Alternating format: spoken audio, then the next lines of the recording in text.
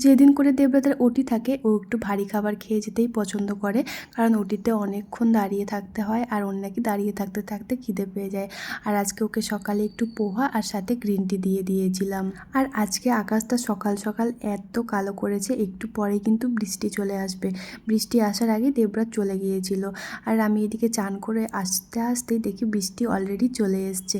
বাইরে কিন্তু একটু একটু করে বৃষ্টি হচ্ছে। চান করে এসে পুজো দিয়ে আমি চলে গেছিলাম কিচেনে দুপুরের খাবার বানাবো। এখানে দেখো আজকে একটু মুগ ডাল বানিয়েছি আর ভাতটাও বসিয়ে দিয়েছি এদিকে। আজকে একদম সিম্পল খাবার বানিয়েছি। আর এটা দেখো, এটা হলো কি একটা ওড়িয়া ডিশ। এটা হলো গিয়ে বড়িকে গুঁড়ো করে ওরা পেঁয়াজ আর লঙ্কা দিয়ে মাখে, আর হলো গিয়ে সর্ষের তেল দিয়ে।